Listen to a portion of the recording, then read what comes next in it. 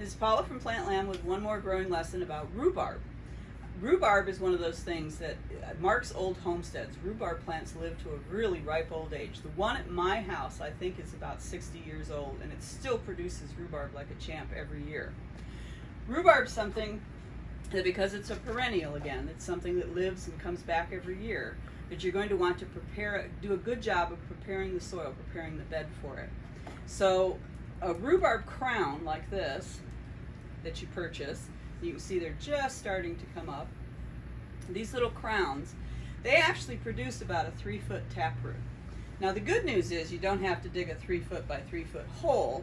If you can dig a hole with a post hole digger that's maybe about 12 inches or so square, but you really do go down about 3 feet and replace the soil with the best soil that you can, not our native soil as a rule. Replace it with some good rich soil, and then plant this at the top so that the crown is just out of the ground. And then rhubarb is one of those plants that's actually a pretty tough old plant. That's why you see it marking old homesteads and things. It doesn't need a lot of supplemental water. It does need supplemental feeding. My rhubarb plant is probably about this big, and every year, and I just did this about a week ago, I take a bag of compost, organic compost, and I basically slit it open and dump it over my rhubarb plant after I've pulled any grass or any weeds that have encroached on its space over the season.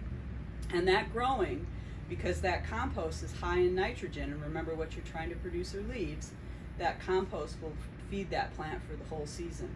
I very rarely water my rhubarb plant. It gets by just fine because it's an early season grower. It gets by just fine with the rainfall that we get.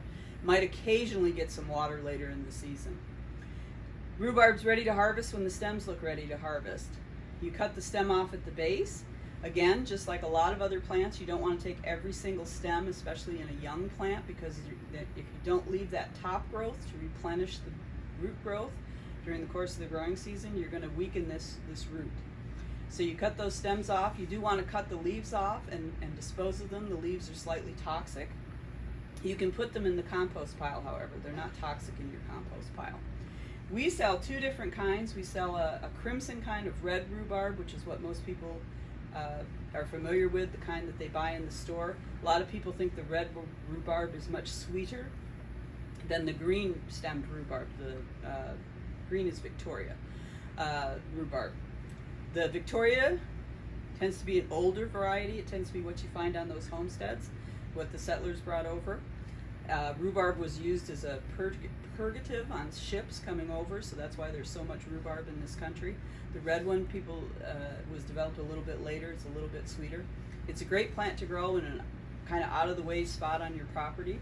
Really easy and really rewarding if you really like rhubarb.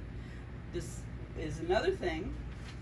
We have a handout on the website, plant-land.com, that talks all about growing rhubarb. So this is Paula from Plantland, and happy gardening.